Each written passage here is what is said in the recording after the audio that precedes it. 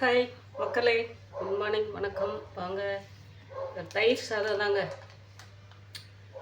ஏன்னா சண்டே தயிர் சாதம்னு சொல்கிறீங்கன்னு நினைக்காதீங்க. சாப்பாடு மீதி நேற்று செஞ்சு சாதம் அப்படியே மீதி சாப்பிடல யாருமே. அதுதான் அப்படியே மனக்குழப்பத்தினால ஓடிட்டே இருந்தால செஞ்சு வச்சு சாதம். நேற்று வந்து காய் போட்டு, காயில் தேங்காய் தட்டி போட்டு தக்காளி அப்படியே தொக்கு மாதிரி செஞ்சேங்க. அதுவும் அப்படியே இருக்குது. செஞ்சதை சாப்பிடல, பையனும் சாப்பிடல, நானும் சாப்பிடல. அப்படியே விட்டுங்க. ஒரு தோசை மட்டும் நேற்று காலையில் 2 தோசை சாப்பிட்டு போங்க. சரி, சாப்பாடு செஞ்சது பாருங்கள் அப்படியே இருக்குது. இப்போ வந்து சுடுதண்ணி ஊற்றி நல்லா கொதிக்க வச்சு இது சாப்பாடை நல்லா குழைய வேக வச்சு எடுத்து வச்சுருக்கிறேன். ஒரு தயிர் தாளிச்சிக்கலாம் அப்படின்னு சொல்லிட்டு காலிஃப்ளவரும் மீன் மேக்கம் வச்சு நம்ம ஒரு அப்படியே தொக்கு மாதிரி செய்யலாம்னு சொல்லிட்டு எடுத்து வச்சுருக்குறேங்க.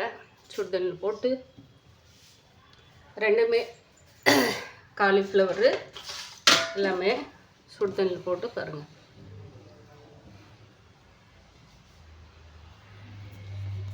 எடுத்து வச்சுருக்குறேன். நல்லா இருந்துச்சு. சட்டி காஞ்சிட்டு இருக்குது. நம்ம வெங்காயம் இதெல்லாம் கருவேப்பிலை இதெல்லாமே தண்ணீர் போட்டு வச்சுருக்கிறேன். கலச்சி கட் பண்ணிக்கலாம்.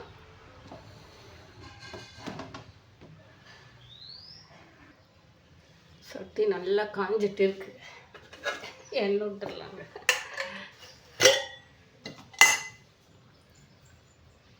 சட்டி தான் அப்படி அதில் இருக்கிறேன். ஃபஸ்ட்டில் தயிர் தாளிச்சிட்டு அதுக்கப்புறமா நம்ம காய் வந்து ரெடி பண்ணிக்கலாங்க.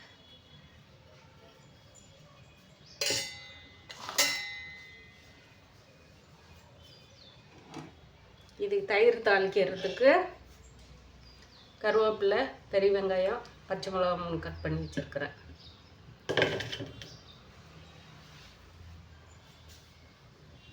தேவைக்கு பெருங்காயம் எடுத்துக்கலாம்.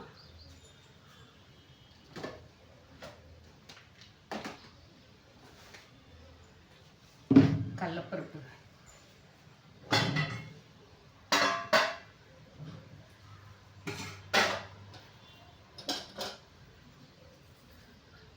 கடுகு, உளுத்தம்பருப்பும் கலந்தது கொஞ்சோண்டு போட்டுக்கலாம்.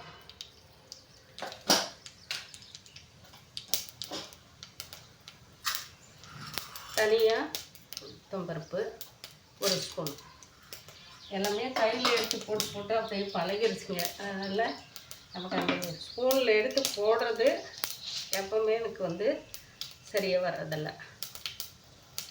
கடலைப்பருப்பு கம்மியாக போட்டுக்கலாங்க.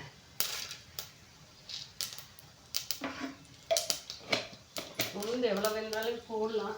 கடலைப்பருப்பு கொஞ்சம் நான் கம்மியாக.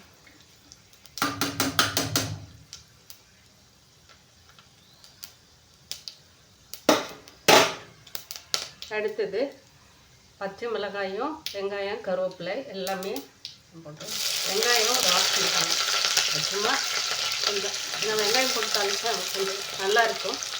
அதெல்லாம் போட்டுக்கலாம்.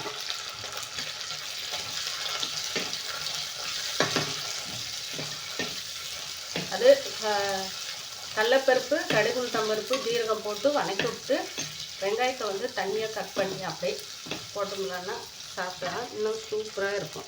அந்த மாதிரி மெத்தடில் நீங்கள் செஞ்சு சாப்பிட்டு. ஏன்னா வெங்காயம் வந்து ஏன்னா இது வரைக்கும் தயிர் சாதம் எப்போயுமே தாளிச்சது உங்களுக்கு போட்டிருக்க மாட்டேன்னு நினைக்கிற வீடியோவில். நான் அப்படி தாங்க செய்வேன். வெங்காயத்தை வந்து கட் பண்ணி வச்சுருவேன். பெரிய வெங்காயத்தை கடலைப்பருப்பு, உளுத்தம்பருப்பு போட்டு நல்லா அது பொரிச்சதுக்கப்புறமா அதுக்கப்புறமா எடுத்து வெங்காயத்தை வந்து லைட்டாக மேலே போட்டு விட்ருவேன். தாளிச்சு விட்டு அது இன்னும் சூப்பராக இருக்கும் நமக்கு. அதுவும் வெங்காயம் வந்து சின்ன வெங்காயம், அது உரிக்கிறதுக்கு கொஞ்சம் லேட் ஆகும். நைட் அப்படியே சும்மா உடம்புக்கு காய்ச்சல் இருந்தாலும் கம்முன்னு படுத்துட்டுங்க. வந்து நமக்கு கோயில் வந்து ஐயா கொடுத்துருந்தார் இல்லைங்களா மாசாப்பாட்டிலலாம், அதெல்லாம் வந்து இருந்தது. வந்து மாசாப்பாட்டில் தான் நமக்கு நைட்டு குடிச்சிட்டு ஐயாவோட பிரார்த்தனையோட அப்படியே ஏன்னா நமக்கு கொஞ்சம் சாப்பாடு இல்லாமல் இந்த பனி காலத்தில் வெயில் காலத்தில் நமக்கு இருக்கிறது எல்லாமே நம்ம உடம்பை நம்மளே டேஞ்சர் பண்ணிக்கிறோம். அது நல்லா தெரியுது.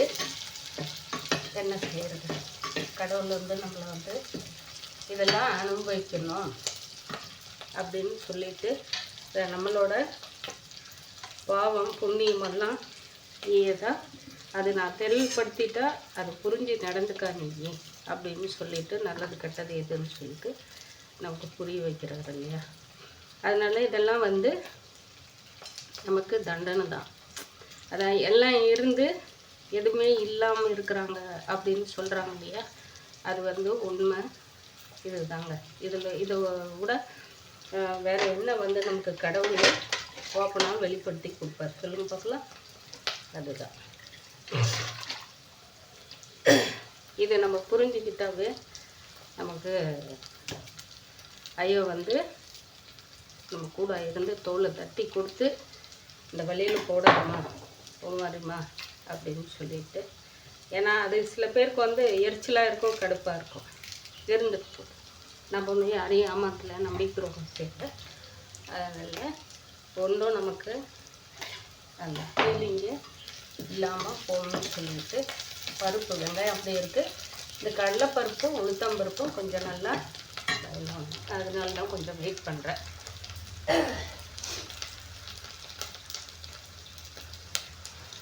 கொஞ்சோண்டு இஞ்சி பச்சையாக போட்டிருந்தா நல்லாயிருக்கும்.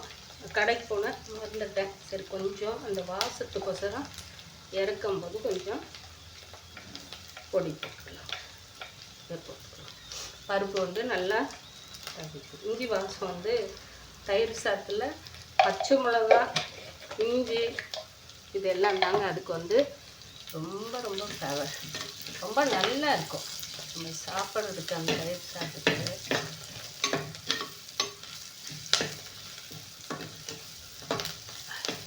நல்லாயிருக்கும். பெருங்காயமாக இப்போ நம்ம உடச்சி இருக்கிற பெருங்காயமெல்லாம் போட்டுக்கலாங்க. கொஞ்சம் மட்டும் வச்சுக்கலாம்.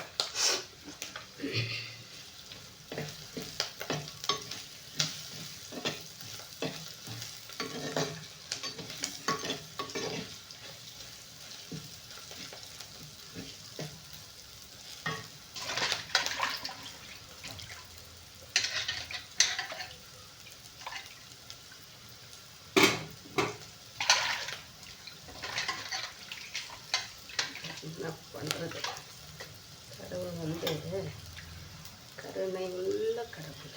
அப்பா என்ன கருணை என்ன மேலே. அப்பா சத்குருநாதரே சாந்த ஸ்வரூபமே.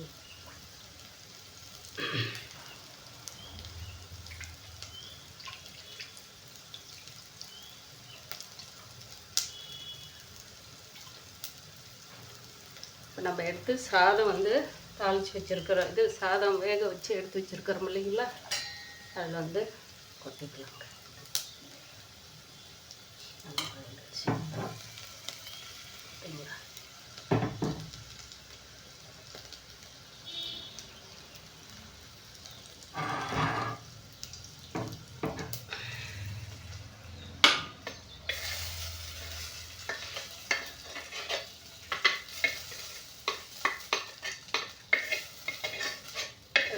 பாத்திரத்தில் எனக்கு இதில் செஞ்சு மண் பாத்திரத்தில் செஞ்சதுனால வேறு நம்ம நார்மலாக செய்கிற பாத்திரத்தில் எனக்கு பிடிக்கல.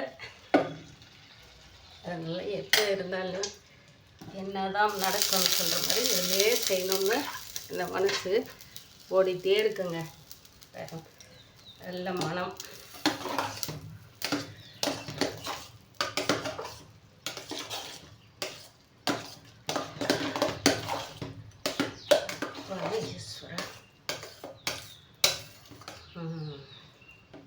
முடிஞ்சது. இப்போ வந்து காலிஃப்ளவரை நம்ம தாளிச்சு விட்டுக்கலாங்க. அதுக்கு தேவையாக இருக்கிற எண்ணெயை கொஞ்சம் எண்ணெய் மீன் மேக்கருக்கு அது நமக்கு ஆயிலில் நல்லா கொஞ்சம் இருந்தால் தான் நல்லாயிருக்கும்.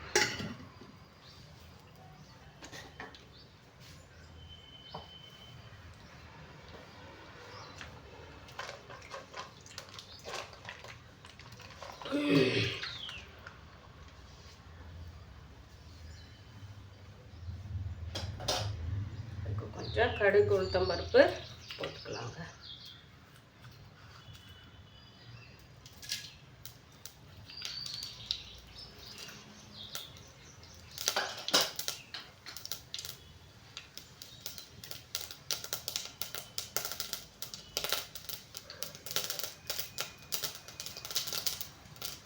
கருவேப்பிலையும் பச்சை மிளகாய்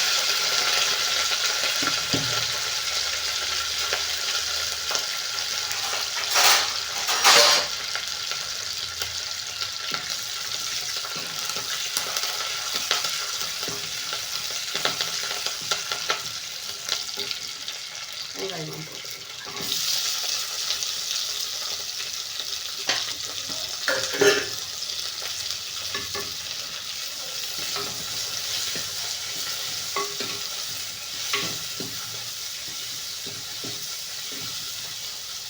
நல்லா வணங்கிட்டு கொஞ்சம் அதை வணங்கினதுக்கப்புறம் காய போட்டுக்கலாம். காய கொட்டிக்கலாம்.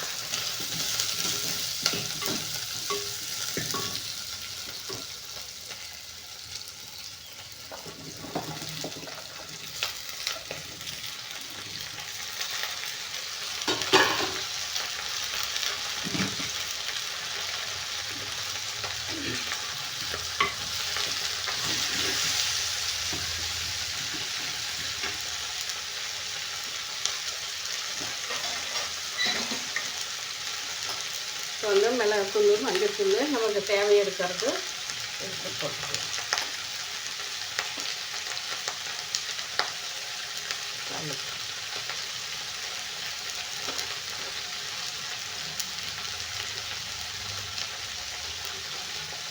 குழம்பு பிடிக்கும்.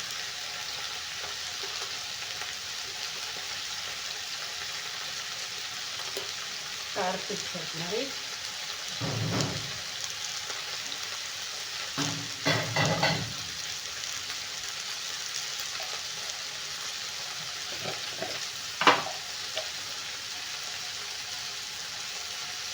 இஞ்சி பொடி,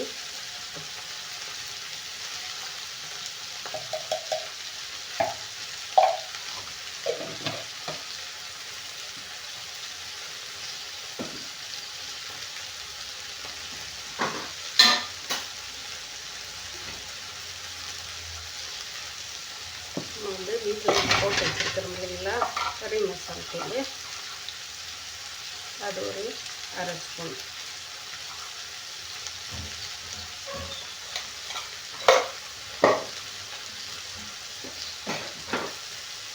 அதுக்கு தேவை இருக்கிற அளவுக்கு உப்பு போட்டுக்கலாம். காய் தேவை இருக்கிற அளவுக்கு. அடுத்தது நம்ம தக்காளியை பேஸ்ட்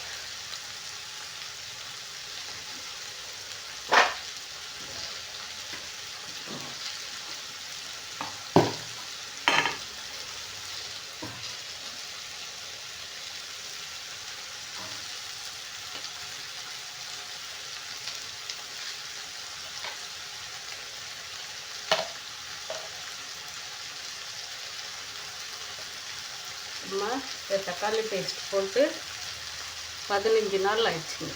காலி ஆயிடுச்சு. 100 ரூபாய்க்கு வாங்கிட்டு வந்து நாளைக்கு திங்கட்கிழமை வந்து 15 நாள் ஆயிடுச்சு.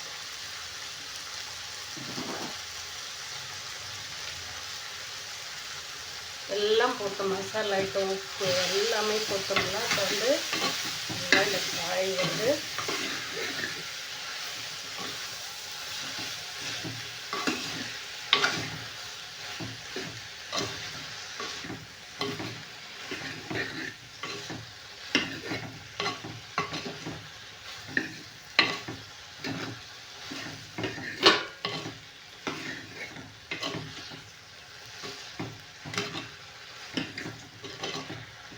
ஏன்னா காலிஃப்ளவர்லேயே தண்ணி இருக்கும். அதனால நம்ம கொஞ்சம் இந்த மசாலா நல்லா வேக வைக்கிறதுக்கோசரம் தாங்க எல்லாமே நான் ஒன்றா போட்டு சரி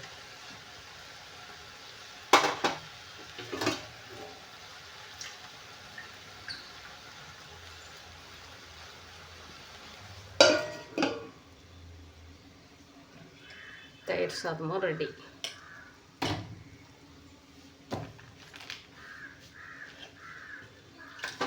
கொஞ்சம் வெளியில் போகலாம் இன்னைக்கு அப்படின்னு சொல்லிட்டு தான் செஞ்சு வச்சு தம்பி சாப்பிடணும்.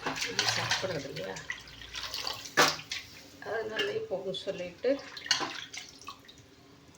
சாதம் வந்து வேஸ்ட்டாக போயிடும். மாவு அதே மாதிரி ஒரு 2 தோசை வர்ற அளவுக்கு மாவு இருக்குங்க, 2-3 தோசை வர்ற அளவுக்கு. சரி, அது அவனுக்கு வேணுமெண்டா தோசை ஊற்றிக்கிட்டோம்னு சொல்லிட்டு தான் மாவு நம்ம கடையில் வாங்கின மாவு தான் இருந்தால் நேற்று காலையில் வாங்கினது வேஸ்ட் பண்ணக்கூடாது, நல்லா தான் இருக்குது. கொஞ்சம் அதுக்கு தேங்காய் வந்து மிக்ஸியில் போட்டுக்கலாங்க.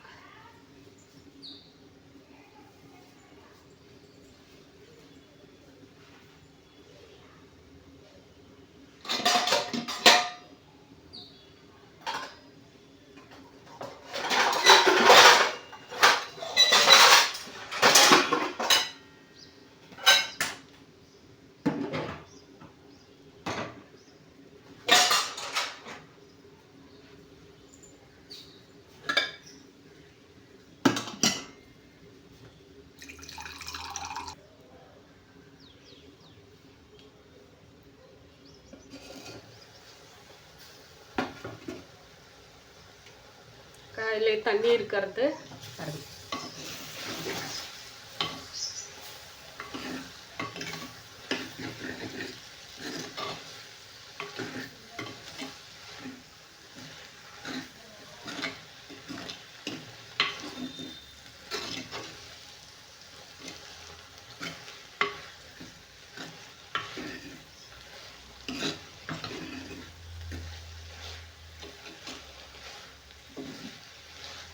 நல்லா வந்து காலிஃப்ளவர் இருக்கிறதே தெரியாத அளவுக்கு அந்த மீன் மேட் மட்டும்தான் இருக்கிற மாதிரியே தெரியுது இல்லைங்களா.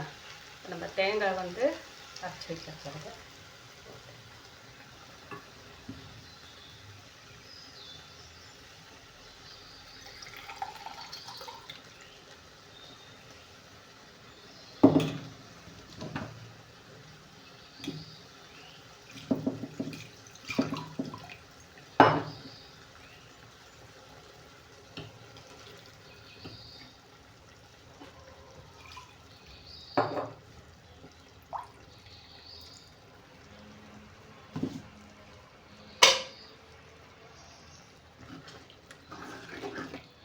ரொம்ப மக்கள் வந்து பயங்கரமான சுயநிலைங்க, பயங்கரமான சுயநிலை, செத்து போயிடணும் அவங்கெல்லாம்.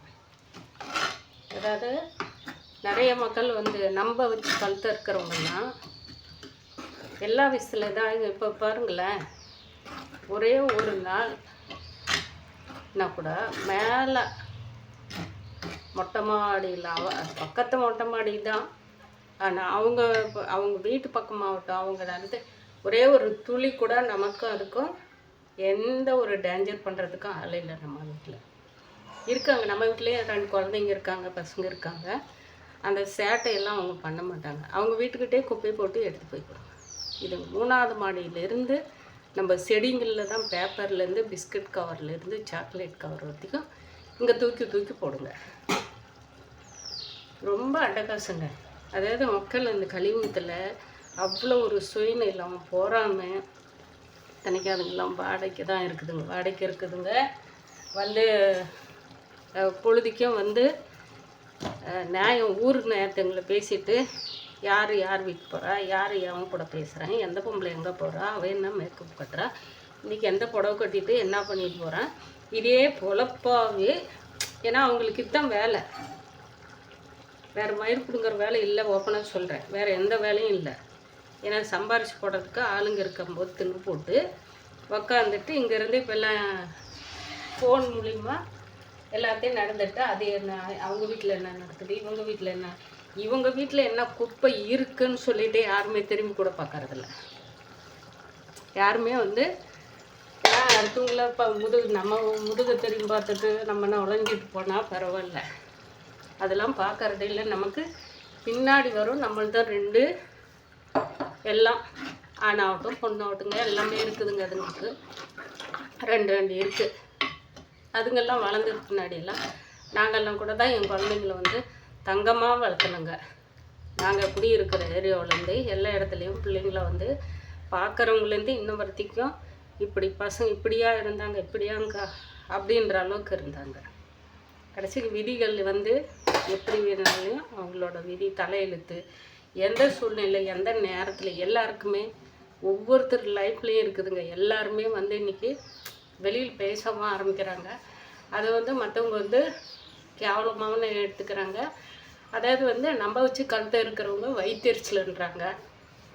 இதிலெல்லாம் எந்த வகையிலுமே நம்ம சொல்ல முடியாதுங்க. அப்படியெல்லாம் பேசுகிறாங்க. ரொம்ப கேவலப்படுத்துறது ஒரே அடியாக வந்து அது அவங்க சுயநலத்துக்கோசரம் கால் விழுந்துடுறது. இதெல்லாம் பயங்கரமான சூழ்நிலை. அதுக்கு பேசாமல் அப்படி வாழ முடியாதவங்க எதுக்குமே வந்து யூஸ் ஆகாமல், யாருக்குமே யூஸ் ஆகாமல் தனக்கு மட்டும் மற்றவங்கள வந்து அந்த முதுகில் குத்துறது, அவங்கள ஏறி மிதிச்சிட்டு போகிறது, மேலே போகிறது, இவ்வளோ தான் சீப்பாக நினைக்கிறது. செத்து போயிடணும். அதுக்கு வாழ்கிற வாழ்க்கைக்கு அர்த்தமே இருக்கக்கூடாது. கழுத்தை இருக்கிற வேலை இருக்கவே கூடாது. கூடவே இருந்து குளிப்பிரிக்கிற வேலை இருக்கக்கூடாது. அவங்க குடும்பத்தை யாராவது அவங்க குடும்பத்தில் கொஞ்சம் வீக்னஸாக இருந்தால் அவங்க கூட சேர்ந்துட்டு கழுத்தை இருக்கிற வேலை ரொம்ப மோசம். சுயநலத்துக்கு ரொம்ப ரொம்ப மோசம். ஆனால் நம்மளதில் இருக்குது. ஆழமாக எடுத்து பார்த்தா எல்லாமே இருக்குது. எல்லாத்துக்குமே நம்ம ஓடி ஓடி எந்த சந்தோஷமாக எல்லாருமே தான் நினைக்கிறாங்க. ஒரு தவறை போய் ஒரு இடத்துல செஞ்சுட்டு வந்து அதில் ஒரு குமாலம் போட்டு வர்றதுல என்ன இருக்குது?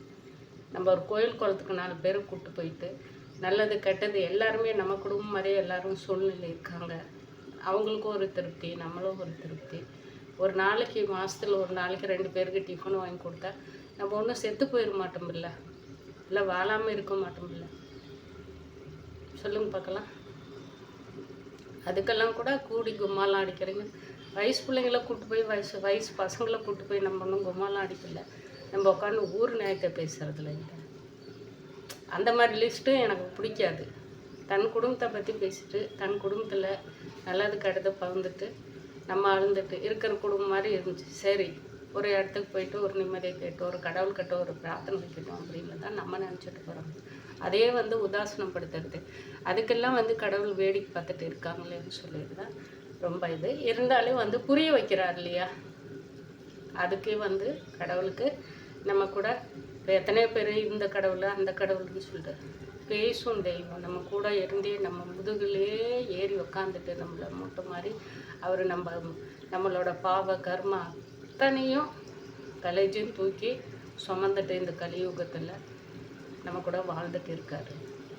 நம்மளை தூக்கி தோளில் உட்காந்து வச்சுட்டு அப்படி இருக்கிறவங்க நமக்கு புரிய வைக்கிறாரு. அவங்களுக்கும் கூடி சீக்கிரம் எல்லாமே புரிய வைக்கணும் அப்படின்னு சொல்லிட்டு தான் என்னோட பிரார்த்தனை. எல்லாம் நல்ல உடம்புக்கு முடியாதவங்க எல்லாம் ஆரோக்கியமாக அவங்க என்ன நினச்சி வராங்களோ அவங்களுக்கு அந்த கெட்டதை புரிய வச்சு நல்லதை கொடுத்து வாழ வைக்கணும். ஐயா வாழ வைப்பார்.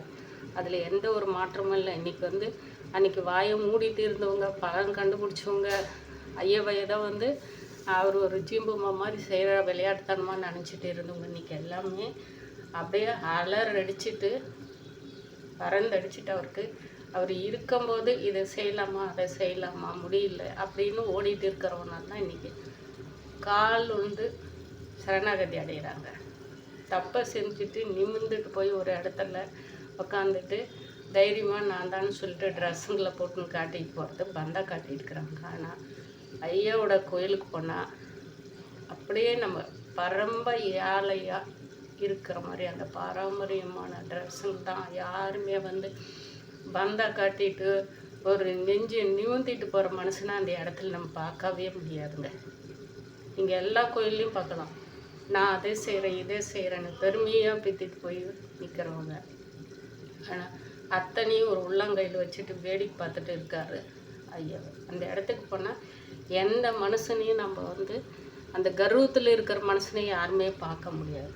அவங்க மனசுக்குள்ளே இருந்தாலே அதை ஐயா எடுத்துருவார். அந்த இடத்துக்கு அவங்க அதை ஒவ்வொருத்தர் வாயிலையும் பாருங்கள், நாங்கள் இந்த இடத்துக்கு வர வளர்ச்சி எங்களுக்கு நல்லா ஐயா கொடுத்துருக்குறாரு. எல்லார் வாயிலுமே என்னோடய தவறுகளை பாவம் மன்னிப்பு எல்லாம் எங்களுக்கு உணர்வு வச்சு எங்களை நல்லா வழி நடத்துகிறாரு. யாரோட இப்போ மனசும் புண்படுத்தாமல் யாரையும் ஏமாத்தாமல் நம்பிக்கை வாழ்படும் ஒன்றுங்க. ஐயா வந்து நான் இது போன வீடியோவிலே சொல்லியிருப்பேன். அந்த இடத்துக்கு போய் நிற்கும்போது நீ போய் முன்னாடி நில்லு போ அப்படின்னாரு. கூட வந்துட்டு ஏன் ஒதுங்கி நிற்கிற, போ போய் எங்கே நில்லு அப்படின்னாரு. பேசும் தெய்வம், நம்ம கூட வாழ்ந்துட்டு இருக்கிற தெய்வம், ஒவ்வொரு செகண்டும் நம்மளை வந்து ஃபாலோ பண்ணிட்டு நம்மளை வந்து கிரீடம் மாதிரி நம்மளை சுற்றிட்டு ஓடிட்டு இருக்கிறாரு. வேற என்னங்க வேணும் நமக்கு சொல்லுங்க? இந்த பாலங்காலத்தில், இந்த கலியுகத்தில் நமக்கு யாராவது கெட்டது வேணும் வேணும் வேணும் வேணும் வேணும்னு சொல்லிட்டே கெட்டது செய்கிறவங்களுக்கு அவங்கள புரிய வைக்கிறாரு. அவங்க புரிஞ்சுக்காமல் போயிட்டு இருக்கிறாங்க. சரிங்களா? நம்மளை வந்து கண்டிப்பாக யார் எது செஞ்சாலும் மெயினாக வந்து அது ஒன்று நினச்சி நான் வந்து வீடியோவில் சொல்லியிருக்கிறேன். யார் கெட்டது செய்கிறாங்களோ அது நமக்கு வந்து ஒரு துளியும் பாதிக்காது. அதை ஃபஸ்ட்டு புரிஞ்சிக்காங்க. கடவுள்கிட்ட ஐயங்கிட்ட நம்ம போகும்போது கனகம்பட்டி சர்க்குட்டு அப்பா கிட்ட போகும்போது நமக்கு யார் கெட்டது செய்கிறாங்களோ தீமை செய்கிறாங்களோ அது வந்து நமக்கு ஒரு துளி நமக்கு பாதிப்பு இல்லாமல் ஐயா எல்லாமே பார்த்துட்டு இருப்பார். அவங்களுக்கும் புரிய வைப்பார். அதனால் முடிஞ்ச அளவுக்கு மாதம் ஒரு முறை நம்ம எவ்வளோ செலவு பண்ணுறோம் இல்லைங்களா? 2 மாதத்துக்கு ஒரு முறை எப்போ நமக்கு டைம் கிடைக்குதோ. என்னன்னா பௌர்ணமி அமாவாசை போனால் கொஞ்சம் அந்த எல்லா மக்களோட எண்ணங்களும் வந்து இங்கே பரிமாறிக்குவாங்க. அவங்க எப்படி இருந்து எப்படி வந்தாங்கன்னு சொல்லிட்டு அதை பார்க்கலாம். அமைதியாகவும் நம்ம எந்த இடத்துல வேணுனாலும் உட்காரலாங்க. நீங்கள் அந்த ரோட்லேயே உட்காந்தா ஒரு பிரார்த்தனை பண்ணணும், பின்னாடி நின்று பார்த்துட்டு ஆசீர்வாதம் பண்ணிட்டு இருப்பார். அதுதான். அதாவது எல்லா டைமும் போகலாம். முடிஞ்ச அளவுக்கு போயிட்டு வாங்க. மெயினாக நான் உங்களை கும்பிட்டு கேட்டுக்கிறது, ஹாஸ்பிட்டலுக்கு போயிட்டு ஒரு பிரச்சனை இருக்குது, இந்த நோய் இருக்குது, அந்த நோய் இருக்குன்னு டாக்டர் சொல்லிச்சேன்னா சரிங்க ஓகே அப்படின்னு சொல்லிட்டு, ஏன்னா அவங்க மூலியமாகவும் ஐயா வருவார். அதை நம்ம கேட்டு பரிபூர்ணமாக ஐயாக்கிட்ட அந்த இங்கே நம்ம ஹாஸ்பிட்டலுக்கு மெடிக்கலுக்கு செலவு பண்ணுறத பயந்துகிட்டே ஓடிட்டு இருக்கும்போது ஐயாக்கிட்ட போயிட்டு ஒரே ஒரு 3 முறை அவர் பாதத்தில் இருந்து நம்ம சரணாகதி அடைஞ்சிட்டு வந்துட்டோம்லன்னா நமக்கு ஆப்ரேஷன் பிரச்சனை, ஒரு நோயினால் நம்ம ரொம்ப சிரமப்பட்டுக்கிறோம், அந்த பிரச்சனையெல்லாம் அவரே எடுத்துருவார், இல்லாமல் பண்ணிடுவார். உங்களுக்கு வந்து வாழணுன்னு ஆசைப்பட்டீங்களான்னா ஆயுஸ் அதிகம் பண்ணுவார். நீங்கள் 10 பேருக்கு உங்கள் மூலிமா நன்மை நடக்கும்னு சொன்னால் கண்டிப்பாக ஐயா அதுக்கோசரமே உங்களை வாழ வைப்பார். அந்த அதை வந்து முக்கியமாக எடுத்துக்காங்க. ரொம்ப ரொம்ப ரொம்ப அதை முக்கியமாக எடுத்துகிட்டு நீங்கள் போயிட்டு வாங்க. ஹாஸ்பிட்டலுக்கு போகிறவங்க எல்லாருமே இது யாராவது ஒருத்தர் 2 பேர் என்னோடய வீடியோ பார்க்குறவங்க யாராக இருந்தாலும் வந்து கண்டிப்பாக கனகம்பட்டி போயிட்டு ஐயா காலில் விழுந்து வேண்டிட்டு வாங்க. அப்பாவே வந்து டாக்டர் உங்களுக்கு அதே டாக்டர்கிட்ட போங்க. 1 மாதம் கழிச்சு போங்க. 15 நாள் உங்களுக்கு டைம் கொடுக்குறாங்க இல்லைங்களா? அந்த டைமை கழிச்சு போங்க. எத்தனையோ மக்கள், லட்சக்கணக்கான மக்கள் வந்து இன்றைக்கி ஆப்ரேஷன் பண்ணாமல் வாழ்ந்துட்டுருக்கிறவங்களும் கண்ணு தெரியுறவங்க நிறைய விஷயங்கள் அவங்களுக்கு நடந்துட்டுருக்கிறதுங்க. ஏங்க எல்லாருமே பயந்துட்டு என் மேலே ஒரு பொய் கேஸுக்குதுன்னு பயந்துட்டு இருக்கிறவங்கெல்லாம் வாய் விட்டு பேசுகிறாங்க. வாய் விட்டு அந்த இடத்துல போய் அவங்க மன்னிப்பு கேட்டு நல்லா பேசுகிறாங்க. நல்லா அதுக்கு எல்லாமே வந்து ஐயா தான். அந்தளவுக்கு எல்லாருமே முடிஞ்ச அளவுக்கு போயிட்டு ஐயாக்கிட்ட பிரார்த்தனை வச்சுட்டோங்க. இன்னொன்று சொல்கிறேன், உங்களோட டைமும் உங்களுக்கு எந்த ஒரு கெடுதலும் இல்லாமல் இருந்தால் உடனுக்கு உங்கள் மனசு சுத்தமாக இருந்தால் உடனே ஓடி வந்துடுவார். அதே கொஞ்சம் நம்மக்கிட்ட கர்மா தாத்தா பாட்டுன்னு எந்த ஜென்மம் இல்லை மற்றவங்க யாராவது நம்ம செஞ்சுருந்தாலும் அதை வந்து எடுக்கிறதுக்குள்ளே நம்ம அர்ஜென்ட் படக்கூடாது. சீம்புமா இல்லை, கடவுள் நம்மளோட பாவகர்மாவை பார்த்துட்டு நமக்கு நல்லது எது அப்படின்னு சொல்லிட்டு நம்மளை கண்டிப்பாக வாழ வைப்பாங்க. அது 100% உண்மைங்க, சத்தியங்க. சூப்பராக ஆகிடுச்சு. அவ்வளோதான். இது வரைக்கும் வச்சுட்டு மாவு கொஞ்சம் இருக்குது, அதுக்கு வந்து தோசை ஊற்றி தம்பி வந்ததுக்கப்புறம் தோசை ஊற்றிக்கலாம். அது நம்ம வந்து அது நல்லா ஐயக்கிட்ட போயிட்டு எல்லாருமே முடிஞ்ச அளவுக்கு ஒரு பாத்தில் விழுந்து அப்பாவே ஏற்றுக்காங்க. நீங்கள் அவர் கடவுளாக ஏற்றுக்காதீங்க. உங்களுக்கு யாராவது பிடிச்ச நண்பராக குருவாக ஏற்றுக்காங்க. அவ்வளோ நமக்கு அற்புதமாக நம்மளை வழி நடத்திட்டு போவார். இது உண்மை, இது சத்தியம். அதை ஃபாலோ பண்ணுங்கள். முடிஞ்ச அளவுக்கு உடம்பு முடியாதவங்கெல்லாம் ஒரு 8 போயிட்டு வாங்க. பள்ளிக்கு போயிட்டு வரதான் அங்கேருந்து 8 கிலோமீட்டர் தூரம் தான். அதே மாதிரி சொத்து பிரச்சனை அந்த மாதிரி இருக்கிறவங்களும் நிறைய வந்து போயிட்டு வாங்க. ரொம்ப சுலபமாக, அது உண்மையான நியாயமான பொருள் நமக்கு சேரணும், அது நம்ம கூட இருக்கணும், அதில் நம்ம வாழணும்னு இருந்தால் கண்டிப்பாக ஐயா வந்து அதுக்கு தகுந்த வழியை நமக்கு காட்டி அதை நம்மக்கிட்ட கொண்டு சேர்த்துவார். இது சத்தியம், இது உண்மை. இந்த வீடியோ பார்க்குறவங்க யாராக இருந்தாலும் பாய் மக்களை இன்னும் கொஞ்சம் வெளியில் போகணும், வேலை இருக்குது, போயிட்டு வந்து என்ன ஆகுதுன்னு சொல்லிட்டு சொல்கிறாங்க. பாய் பாருங்க, எல்லாம் முடிஞ்சிடுச்சு. இதோட வேலையும் கம்ப்ளீட் ஆகிடுச்சு. தம்பி வந்தால் நம்ம சாப்பாடு போடுறது மட்டும்தாங்க. வந்ததுக்கப்புறம் தோசை ஊற்றிக்கலாம். பாய்.